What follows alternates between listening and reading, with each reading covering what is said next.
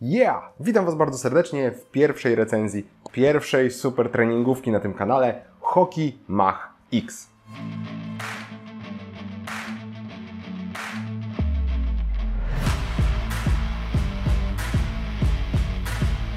Zanim przejdziemy do omawiania tego buta, to może szybka definicja, czym jest w ogóle but super treningowy. Ta definicja i te buty pojawiły się w zeszłym roku.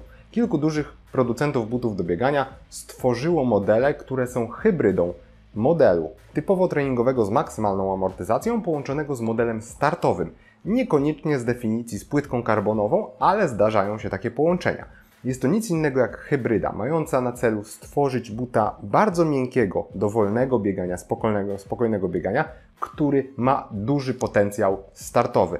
Coś mega żywotnego, mega miękkiego, ale też dynamicznego. Można powiedzieć, że nie da się czegoś takiego zrobić, a jednak takie buty się pojawiają i są skierowane przede wszystkim dla zajawkowiczów biegowych, dla ludzi, którzy nie tylko biegają, żeby biegać, ale też jarają się sprzętem do biegania. No wiecie, są ludzie, którzy kolekcjonują buty do koszykówki, sneakersy do chodzenia, koszulki NBA. Sam zbierałem koszulki NBA. Jest mnóstwo zbieraczy, zbierają zegarki G-Shock, no naprawdę, jest tego mnóstwo i właśnie buty do biegania z kategorii super treningowej to taki trochę złoty graal, który teraz każdy producent butów do biegania chce mieć w swoim line-upie.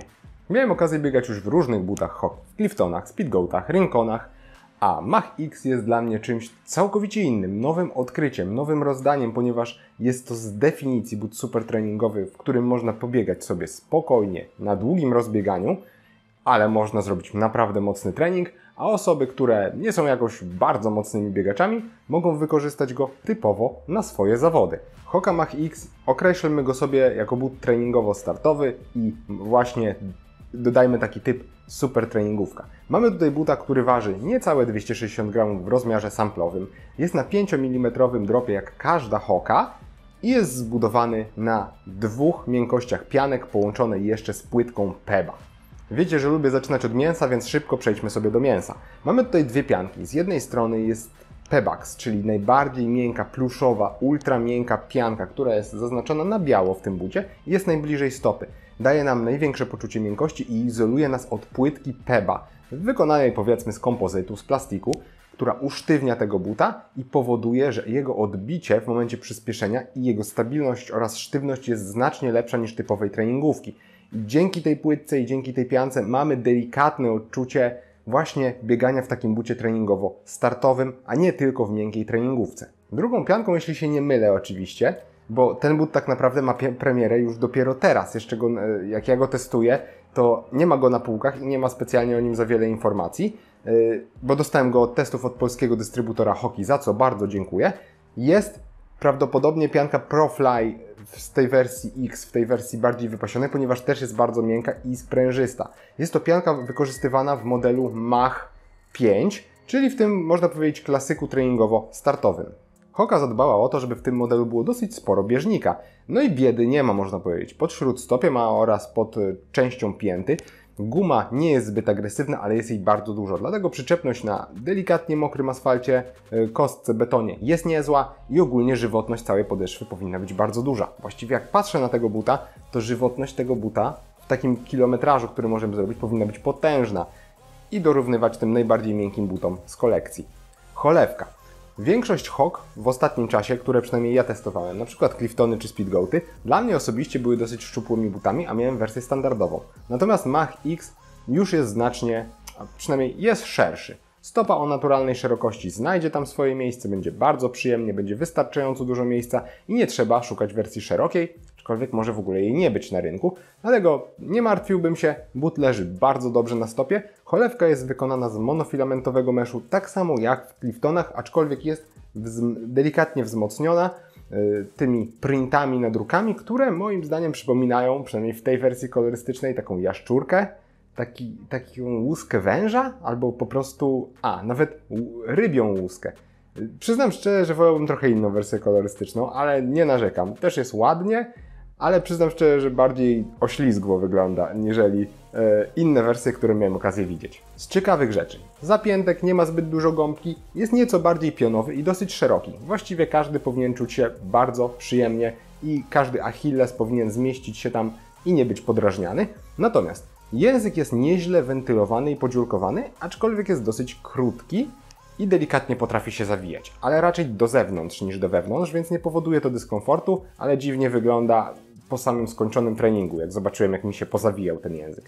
Sznurowadła natomiast są wykonane również z dziwnego monofilamentowego plastiku.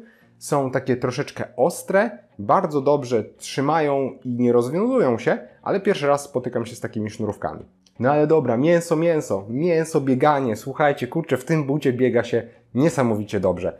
Na pierwszy trening, jakiego zabrałem, to było 15-kilometrowe rozbieganie po twardej nawierzchni. Bulwary Wiślane, czyli beton, warszawskie mosty, asfalty, kostki brukowe. No, leciałem właściwie prawie wszędzie, bo nawet w lesie byłem przez chwilę, czyli biegałem po naturalnej nawierzchni i but przede wszystkim charakteryzuje się świetnym wsparciem, genialną stabilnością i dużą miękkością, ale nie przesadną w momencie, kiedy lądujemy troszkę bardziej na śródstopie, ponieważ czujemy tą twardszą, bardziej dynamiczną płytkę.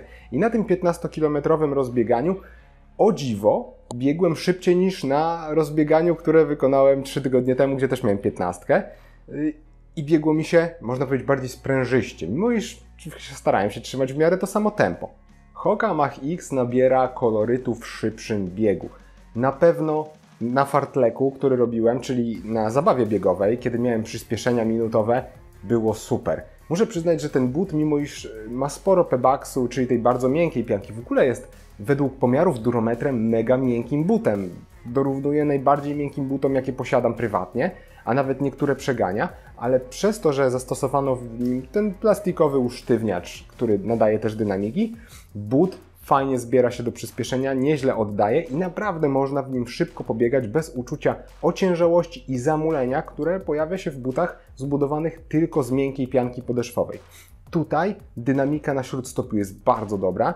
Przy lądowaniu z pięty jest trochę gorzej, bo jest po prostu zbyt miękko napięcie. Natomiast jeżeli lądujecie w miarę na całej stopie lub akcentujecie swoje wybicie i lądujecie na śródstopiu, to but potrafi Was fajnie rozpędzić, tą prędkość utrzymać bez efektu zmęczenia. Bo tak jak mówię, do 260 gramów w moim rozmiarze 42,2 to dla mnie jest naprawdę fajna wartość. Podobne wartości mają buty treningowo-startowe konkurencji. No, bywają też lżejsze modele, ale muszę przyznać, że tutaj nie czuć ociężałości, nie czuć nadmiaru miękkości pod śródstopiem. Trochę gorzej jest w momencie, jak biegacie z pięty, bo wtedy mam wrażenie, że za bardzo zapadacie się w tą piankę, ponieważ płytka Peba umieszczona w tym bucie jakby jest bardziej zaakcentowana pod śródstopiem. Tam ona jakby się wtapia mocniej i z tego miejsca lepiej nam się wybić. A jak tak już się wtopimy od pięty, no to jest trochę gorzej. Jeżeli wcześniej mieliście Cliftony albo Bondaje, albo nie mogliście się zdecydować, którą hokę wziąć, żeby była bardzo uniwersalna, bo tak na dobrą sprawę nie było do końca tej uniwersalności w butach hoki. Clifton był niezły pod tym względem, ale też był dosyć miękki.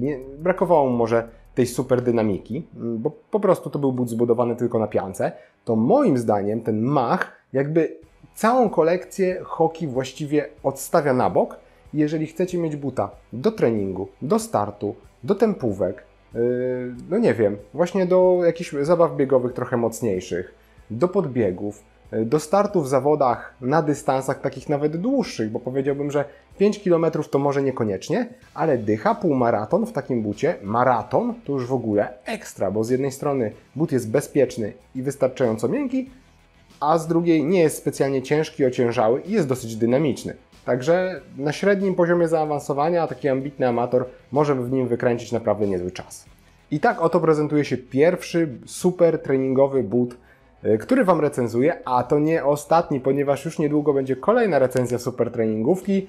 No, mam nadzieję, że uda mi się wszystkie super treningowe buty dla Was zrecenzować, bo dla mnie, jako osoby, która biega, ale też jara się sprzętem do biegania, to jest taka perełka. To jest właśnie takie uwieńczenie, ukoronowanie mojej pracy i mojej zajawki do tego sportu i do tego sprzętu, bo takie buty sprawiają mi najwięcej radości podczas biegania. Są mega uniwersalne i o to właśnie chodzi w pewnym, że tak powiem, poziomie, jak już się tych butów trochę przetestowało.